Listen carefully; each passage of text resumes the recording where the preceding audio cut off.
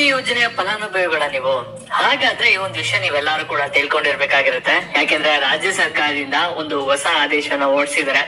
ಅನ್ನಭಾಗ್ಯ ಯೋಜನೆಯಲ್ಲಿ ಇದು ಅತಿ ದೊಡ್ಡ ಒಂದು ಬದಲಾವಣೆಗಳನ್ನ ತಂದಿದ್ದಾರೆ. ಅದ್ರ ಬಗ್ಗೆ ನಿಮ್ಗೆ ಈ ಒಂದು ವಿಡಿಯೋದಲ್ಲಿ ಇನ್ ಡೀಟೇಲ್ ಆಗಿ ತಿಳಿಸ್ಕೊಡ್ತೀನಿ. ಅದಕ್ಕಿಂತ ಮುಂಚೆ ಚಾನಲ್ ಸಬ್ಸ್ಕ್ರೈಬ್ ಮಾಡ್ಕೊಂಡಿಲ್ಲ ಅಂದ್ರೆ ಪ್ರತಿಯೊಬ್ರು ಕೂಡ ಸಬ್ಸ್ಕ್ರೈಬ್ ಮಾಡ್ಕೊಳ್ಳಿ. ಹಾಗೆ ಪ್ರತಿಯೊಬ್ರು ಕೂಡ ವಿಡಿಯೋ ಒಂದೇ ಒಂದು ಲೈಕ್ ನ ಕೊಟ್ಬಿಟ್ಟು ವಿಡಿಯೋನ ಕಂಪ್ಲೀಟ್ ಆಗಿ ನೋಡಿ ಎಲ್ಲಾ ಇನ್ಫಾರ್ಮೇಶನ್ ಕೂಡ ತಿಳ್ಕೊತೀರಾ. ಮೊದಲನೇದಾಗಿ ನಿಮ್ಗೆ ಎಲ್ಲರಿಗೂ ಕೂಡ ಒಂದು ಬದಲಾವಣೆಗಳನ್ನ ತಿಳಿಸ್ಕೊಡಕ್ಕಿಂತ ಮುಂಚೆ ಒಂದು ಭರ್ಜರಿ ಗುಡ್ ನ್ಯೂಸ್ ಅಂತ ಹೇಳ್ಬೋದು. ಯಾರ ಹತ್ರ ರೇಷನ್ ಕಾರ್ಡ್ ಇಲ್ಲ ಅವ್ರಿಗೆ ನೀವೆಲ್ಲರೂ ಕೂಡ ನಿಮ್ಮ ರೇಷನ್ ಕಾರ್ಡ್ ನ ಏಪ್ರಿಲ್ 1ನೇ ತಾರೀಕಿಂದ ಹೊಸದಾಗಿ ಯಾರ ಹತ್ರ ಇಲ್ಲ ಅವರು ಅಪ್ಲೈನ ಮಾಡ್ಕೋಬಹುದಾಗಿರುತ್ತೆ. ಎಪಿಎಲ್ ಕೂಡ ಓಪನ್ ಆಗುತ್ತೆ ಮತ್ತೆ ಬಿಪಿಎಲ್ ಕೂಡ ಲಿಂಕ್ಸ್ ಎಲ್ಲ ಏಪ್ರಿಲ್ 1ನೇ ತಾರೀಕಿಂದ ಓಪನ್ ಆಗ್ತಿದೆ.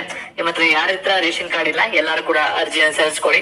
ಮತ್ತೆ ಎರಡನೇದಾಗಿ ಇನ್ನೊಂದು ಇಂಪಾರ್ಟೆಂಟ್ ಅಪ್ಡೇಟ್, ಇಲ್ಲಿ ಯುವನಿಧಿ ಯೋಜನೆಗೆ ನೀವು ಎಷ್ಟು ಜನ ನಿಮ್ಗೆ ಕೆಲಸ ಸಿಕ್ಕಿಲ್ಲ ಅಂತ ಅಪ್ಲೈನ ಮಾಡ್ಕೊಂಡಿದ್ರ ನಿಮ್ಗೆ ಒಂದು ಉದ್ಯೋಗ ಮೇಳ ನಡೆಸ್ತಾ ಇದ್ರೆ ಇದು ಸರ್ಕಾರದ ಕಡೆಯಿಂದಾನೆ 26 ಮತ್ತೆ 27ನೇ ತಾರೀಕು ಇರುತ್ತೆ ಇದೇ ತಿಂಗಳು ಅರಮನೆ ಮೈದಾನ ಬೆಂಗಳೂರಲ್ಲಿ.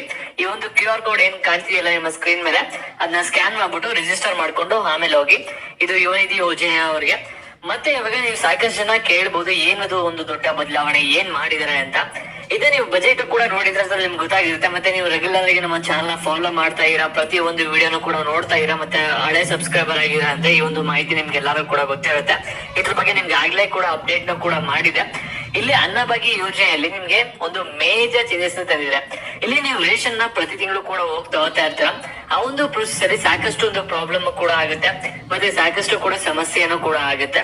ಇಲ್ಲಿ ನೀವು ರೇಷನ್ ನ ಪ್ರತಿ ತಿಂಗಳು ಕೂಡ ಕ್ಯೂ ಅಲ್ಲಿ ನಿಂತ್ಕೋತೀರಾ, ಆಮೇಲೆ ಬಯೋಮೆಟ್ರಿಕ್ ಕೊಡ್ತೀರಾ. ಆಮೇಲೆ ಬಯೋಮೆಟ್ರಿಕ್ ಬರ್ಲಿಲ್ಲ ಅಂದ್ರೆ ಕೆಲವರು OTP ನ ಹೇಳ್ಬಿಟ್ಟು ರೇಷನ್ ನ ತಗೋತೀರಾ.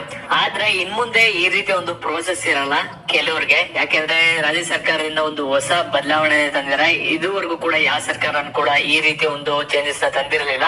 ಇಲ್ಲಿ ರೇಷನ್ ಕೊಡೋ ಒಂದು ಸಿಸ್ಟಮ್ ನ ಇಲ್ಲಿ ಚೇಂಜಸ್ ನ ಮಾಡಿದ್ರೆ ಇದು ಬಂದ್ಬಿಟ್ಟು ಏನಾಗುತ್ತೆ ಅಂದ್ರೆ ಎಲ್ಲಾರಿಗೂ ಕೂಡ ಅಪ್ಲಿಕಬಲ್ ಆಗಲ್ಲ. ಇಲ್ಲಿ ಕೆಲವು ವರ್ಗದವ್ರಿಗೆ ಮಾತ್ರ ಅಪ್ಲಿಕಬಲ್ ಆಗುತ್ತೆ. ಇಂಥವ್ರು ನೀವು ಯಾವ್ದೇ ಕಾರಣಕ್ಕೂ ಕೂಡ ರೇಷನ್ ಅಂಗಡಿಗೆ ಹೋಗೋ ಅಗತ್ಯನೇ ಇರಲ್ಲ. ಆರಾಮಾಗಿ ಮನೆಯಲ್ಲೇ ಕೂತ್ಕೊಂಡಿರ್ಬೋದಾಗಿರುತ್ತೆ. ಹಾಗಾದ್ರೆ ಕೇಳ್ಬೋದು ನಮಗೂ ಕೂಡ ರೇಷನ್ ಸಿಗುತ್ತೆ, ನಾವು ಮನೇಲೆ ಇರ್ತೀವಿ, ಆಗ ರೇಷನ್ ಅದಾಗಿದೆ ಬಂದ್ಬಿಡುತ್ತೆ ಅಂತ. ಹೌದು, ರೇಷನ್ ನಿಮ್ ಮನೆ ಹತ್ರನೇ ಬರುತ್ತೆ.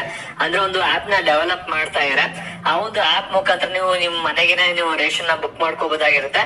ಅವರೇ ಬಂದ್ಬಿಟ್ಟು ನಿಮ್ ಮನೆ ಹತ್ರನೇ ಬಯೋಮೆಟ್ರಿಕ್ ತಗೊಂಡು ನಿಮ್ಗೆ ಎಷ್ಟೊಂದು ರೇಷನ್ ಕೊಡ್ಬೇಕು ನಿಮ್ಮ ರೇಷನ್ ಕಾರ್ಡ್ ಪ್ರಕಾರ ಅದನ್ನ ಕೊಡ್ತಾರೆ. ಆದ್ರೆ ಇಲ್ಲಿ ಒಂದು ಮೆಗಾ ಟ್ವಿಸ್ಟ್ ಇರೋದೇನಂತ, ಇಲ್ಲಿ ಎಲ್ಲರಿಗೂ ಕೂಡ ಮನೆ ಹತ್ರಕ್ಕೆ ಹೋಮ್ ಡೆಲಿವರಿ ಕೊಡಲ್ಲ. ಇಲ್ಲಿ ಯಾರ್ಯಾರಿಗೆ ವಯಸ್ಸಾಗಿದೆ 80 ವರ್ಷ ದಾಟಿದರೆ ಅವ್ರಿಗೆ ಮಾತ್ರ ಮನೆಗೇನೆ ಒಂದು ಹೋಮ್ ಡೆಲಿವರಿನ ಮಾಡ್ತೀವಿ ರೇಷನ್. ಅವ್ರು ಯಾವ್ದೇ ಕಾರಣಕ್ಕೂ ಕೂಡ ರೇಷನ್ ಅಂಗಡಿಗೆ ಬರೋದ್ ಬೇಡ. ಅದನ್ನ CM ಸಿದ್ದರಾಮಯ್ಯ ಅವರ ಒಂದು ಇವತ್ತು ಬಜೆಟ್ ಅಲ್ಲಿ ಅನೌನ್ಸ್ ಕೂಡ ಮಾಡಿದ್ದಾರೆ. ಮತ್ತೆ ಇದು ಶಾರ್ಟ್ಲಿ ಕೂಡ ಇಂಪ್ಲಿಮೆಂಟ್ ಆಗ್ತಿದೆ ಕೂಡ. ಮತ್ತೆ ಈ ಒಂದು ವಿಡಿಯೋನ ಯಾರಿಗೆ ಸಹಾಯ ಆಗುತ್ತೆ ಅನ್ಸುತ್ತೆ ಅವ್ರಿಗೆ ಎಲ್ಲರಿಗೂ ಕೂಡ ಶೇರ್ ಮಾಡಿ. ಮತ್ತೆ ಇದೇ ರೀತಿ ಕಂಟಿನ್ಯೂಸ್ ಆಗಿ ಅಪ್ಡೇಟ್ಸ್ ಬಗ್ಗೆ ಚಾನಲ್ ಸಬ್ಸ್ಕ್ರೈಬ್ ಮಾಡ್ಕೊಳ್ಳಿ. ಹಾಗೆ ವಿಡಿಯೋ ಕೂಡ ಲೈಕ್ ಕೊಡಿ.